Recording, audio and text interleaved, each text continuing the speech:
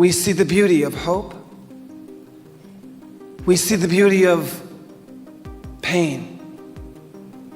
We see the beauty of sorrow, because through all of those, through even the pain and sorrow, the hurt, the poverty, the war, the destruction. You know Stevie Wonder for the melodies that moved the world, but do you know the price he paid? Blindness from birth, a brush with death at 23, a shattered marriage, failing kidneys, and then a shocking decision that led the very community that worshipped him to turn its back. For 75 years, this legend has lived a life almost too painful to tell. We've revered him as a saint, but have we ever truly understood the man? Let's uncover the truth behind that radiant smile. This is where his story begins. Biography: A Foundation of Darkness. On May 13, 1950, in Saginaw, Michigan, a baby boy was born 6 weeks early. The name on his hospital record was Stevie Hardaway Judkins. His breathing was shallow, his lungs underdeveloped. Doctors placed him in an incubator and pumped in pure, high-dose oxygen, the standard procedure at the time to keep premature babies alive.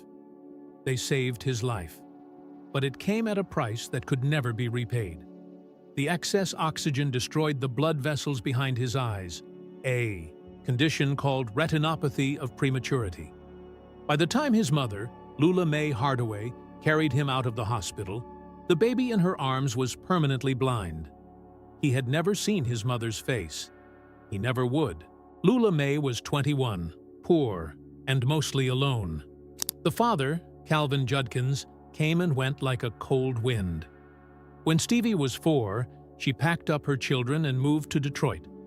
They rented a 2-room apartment in one of the city's poorest neighborhoods, a place where the walls were so thin you could hear the neighbors fight, and the winters showed no mercy. But inside that apartment, something extraordinary was happening. The boy couldn't see the world, but he could hear it in a way no one else could. The creak of the floorboards, the wail of a saxophone from a neighbor's radio, the sound of his mother humming gospel hymns in the kitchen, every sound had shape, color, and weight in his mind. By age 11, Stevie was singing an original song, Lonely Boy, for Ronnie White of the Miracles. White immediately took him to meet Berry Gordy, the head of Motown. A contract was signed on the spot. In 1962, Stevie's first record was released.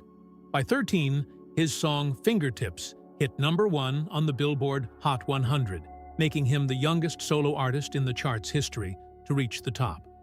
Radio DJs called Motown, refusing to believe that sound could come from a 13-year-old blind boy. The boy who was never meant to see the world was given the gift of making the world see its own soul. And with that, the American music industry took hold of him in ways he wouldn't grasp the full price of for another decade. From asset to master, the rebellion at 21. When Stevie signed with Motown at 11, there was a detail few noticed. His legal name was changed. From Stevie Hardaway Judkins, the official record now read Stevie Hardaway Morris. It was an old family name, but more importantly, it was the first sign that the label owned the definition of him, even on paper. Throughout the 1960s, Stevie churned out hits for Motown. He toured relentlessly, recorded constantly, living a life scheduled by the label. Under child labor laws, most of his earnings were placed in a trust, to be handed over when he turned 21. In 1971, his 21st birthday arrived. His contract expired the same day. For the first time, Stevie hired his own lawyer, not one appointed by Motown. They opened the trust. The number inside was shockingly smaller than what a child who had generated millions in revenue for nearly a decade should have had. Stevie didn't scream. He didn't sue. He chose a different path: silence. For months, one of Motown's biggest artists simply vanished. No studio sessions, no shows, no negotiations. Berry Gordy faced the real possibility that Stevie Wonder, at 21, would walk out the door and never come back. When he finally returned to the table, His demands shocked the label. He didn't ask for more money. He demanded total control over his songwriting, his production, the ownership of his master tapes, and the right to form his own publishing company, Black Bull Music. For a black artist in America in the early 1970s, this was unprecedented. Gordy fought it fiercely. Control was the cornerstone of the Motown philosophy. But Stevie wouldn't back down. In 1972, a new contract was signed with terms no black artist had ever won. The next 5 years marked one of the most explosive creative bursts in American music history.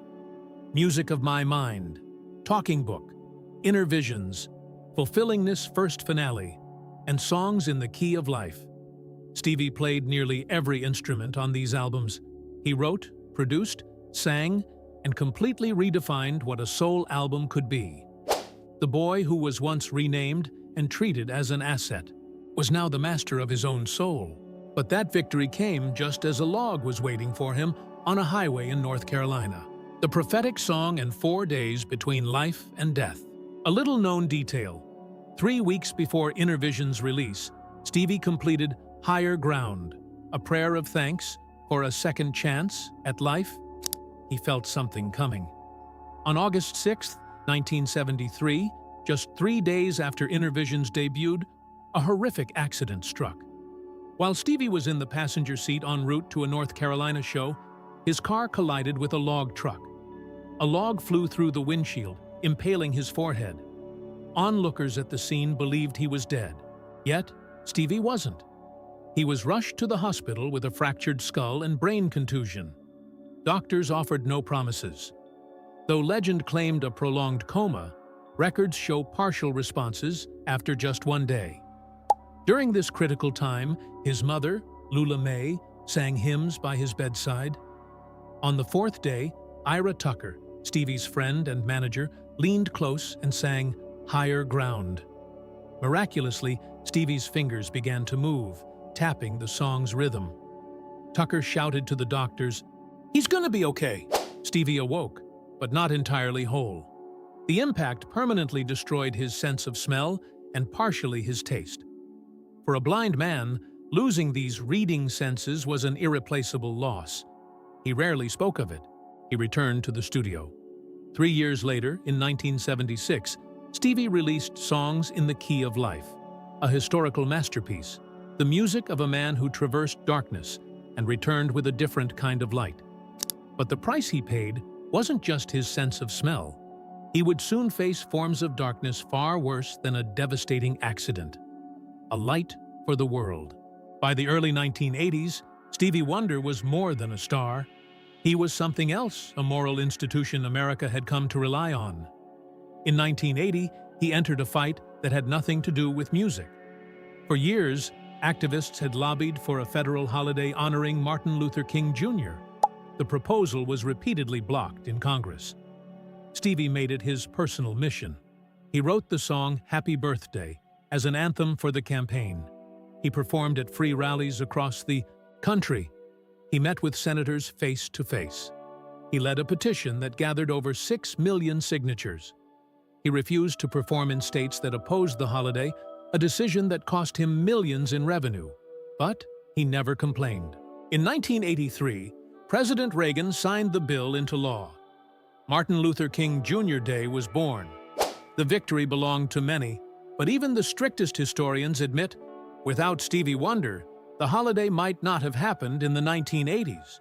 2 years later, in 1985, he stood in a studio with the biggest stars in the world to record We Are the World.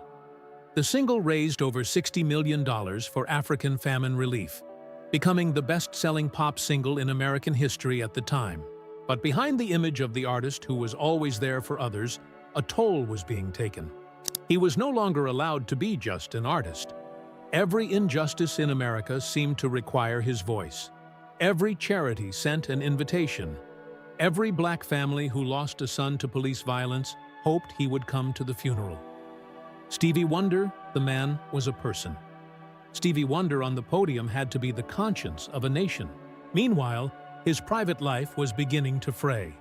His first marriage, to Sarita Wright, had ended in the mid-70s after just 2 years.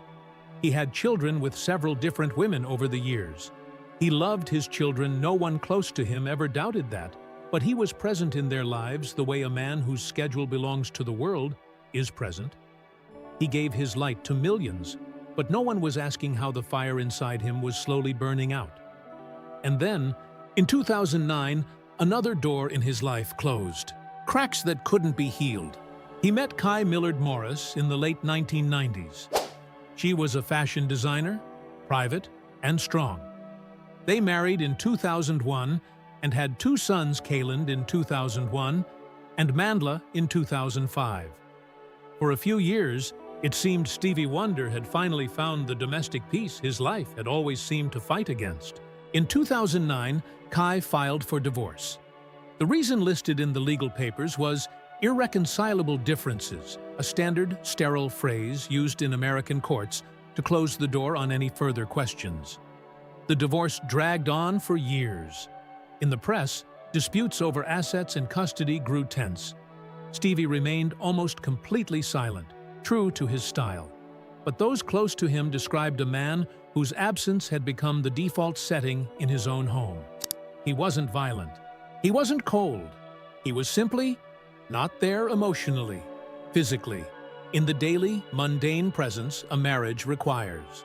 It was the great paradox of his life. The man who wrote, "You are the sunshine of my life." The man who wrote, "Isn't she lovely?" for his daughter Aisha, the moment she was born. The man who spent a lifetime telling the world that love was the most powerful force in existence could not sustain it in his own house. This wasn't a contradiction. It was the truth of being human. A person can feel love so profoundly he can write immortal ballads about it, yet be unable to translate that feeling into the day-to-day work of making breakfast for his kids, showing up for a parent-teacher conference, or just sitting quietly in the living room on a Tuesday night. The distance that grew between Stevie and his sons from this marriage, Kayland and Mandla, became a private pain those around. Him only mentioned with caution. They were still family. But there were years that passed that he could never get back. Genius is no exemption from the most human of limitations. And the year after his divorce was announced, he would lose the one person who had understood him before the world ever knew his name. The pull of those who are gone. Lula Mae Hardaway died in 2006. She was the woman who sat by his incubator in Saginaw in 1950 and watched him fight for breath, not yet knowing that the very oxygen saving his life was stealing his sight. She was the one who carried her blind son home and decided, with a quiet, unshakable faith, that he would not be defined by what he couldn't see. She was the one who sang hymns in their Detroit kitchen as he found the first rhythms of his life. She was the one. Constant through 5 decades, through the fame, the accident, the divorces, the years of loneliness only he could understand. After she died, those close to him said Stevie didn't break in a dramatic way. He changed in a quieter way, like someone whose fixed point in the universe had been removed. In interviews afterward, whenever he mentioned her, he would say just one thing: she was everything, and nothing more. But Lula Mae wasn't the first loss, and she wouldn't be the last. In 1984, Marvin Gaye was shot and killed by his own father. Stevie and Marvin had been peers at Motown since the 60s, 2 black men pushing the boundaries of soul music. Stevie wept at the funeral in a way that went beyond normal grief. He hadn't just lost a friend.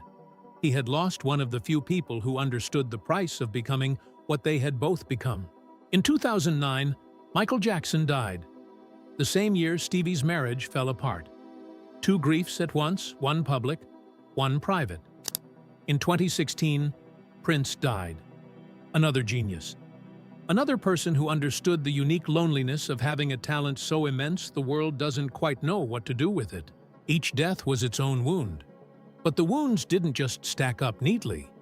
They intertwined, compounding each other, creating a weight that was no longer a series of separate losses, but a fundamental condition of his life. After Lula Mae was gone, Those close to Stevie noticed his music grew heavier. He spoke of faith more often. He talked more about reunion, about continuity, about the belief that the people you lose aren't truly gone. The boy who learned to hear the world through his mother's hums in a Detroit kitchen now had to live in the permanent silence of that hum. And his body, after 7 decades of running non-stop, was beginning to send the bill. The body pays its dues. His kidneys didn't fail overnight. It was a process that took years. Those close to him described a fatigue that went beyond normal aging, a paleness that stage lights could hide, but private moments could not. By the late 2000s, he was on dialysis. Dialysis means sitting still for hours in a chair, letting a machine filter your blood for an organ that has refused to do its job. For a man whose relationship with his body was always defined by what it could create, this was a confrontation with limits in a way that could not be softened. On July 7, 2019, during a show in London, Stevie told the audience directly he would be having a kidney transplant in the fall. A living donor had been found. He needed time to recover. The audience didn't applaud in the usual way. They responded with the sound of a community that had just realized it had been taking something precious for granted for far too long. The surgery was a success. The recovery was long. Visitors described a Stevie Wonder they had never seen quieter, more contemplative, as if the forced stillness had created a space his previous momentum never allowed. Then came the pandemic. In March 2020, COVID-19 was especially dangerous for recent transplant recipients. Key immunosuppressant drugs left them almost defenseless. Stevie was forced into absolute isolation. The man who spent 70 years filling the world with sound was now in a forced silence greater than anything since his 4-day coma in North Carolina in 1973. He used that time the way he always used hardship. He wrote, he called his kids, he sat at his keyboard and let the music do what it always did, not fill the silence, but give the silence a shape he could live inside. When he reemerged, the physical change was clear. He was thinner, moved more slowly, his signature head sway to the music gentler. He was still Stevie Wonder. The voice was there. The music was there. But the mark of his mortality was on him in a way you couldn't pretend not to see.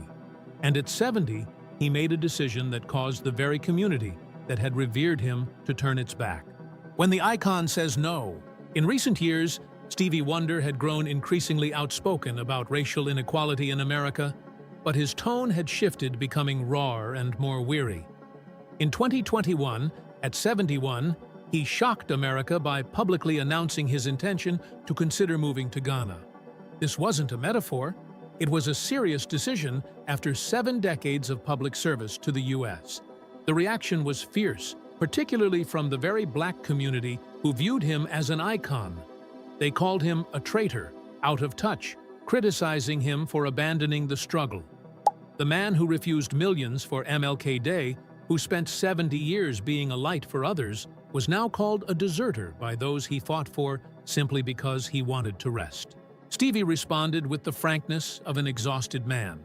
He wasn't abandoning America, he was choosing himself, his health, the peace his post-transplant body needed, and the right, at 70, to live the rest of his life for himself, not for the public that had consumed him since age 10. The move to Ghana unfolded more complexly than initially announced. He spends time there and speaks of Africa with profound love, but he hasn't entirely left America. He lives between two places like a man who no longer fits the monument the world built around him.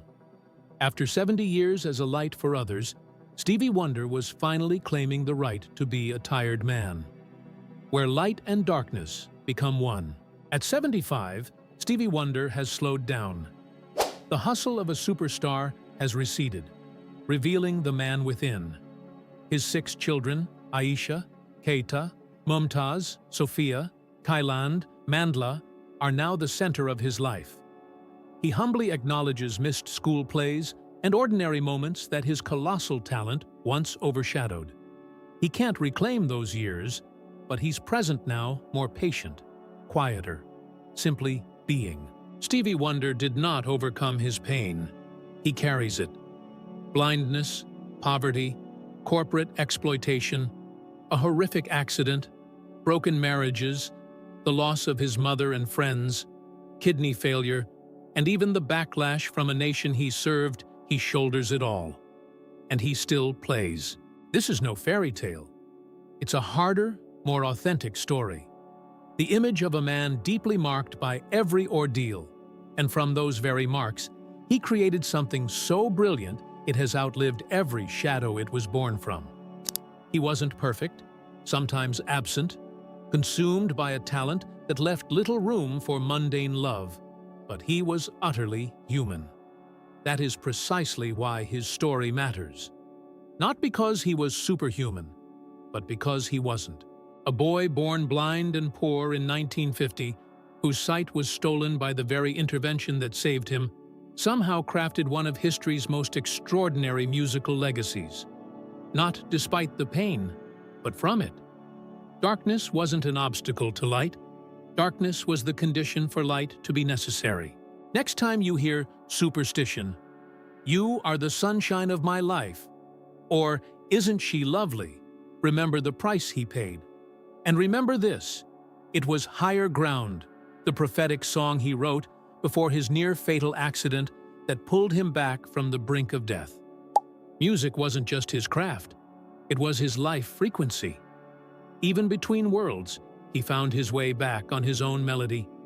That is Stevie Wonder, the boy never allowed to see the world, the man who taught the world how to see.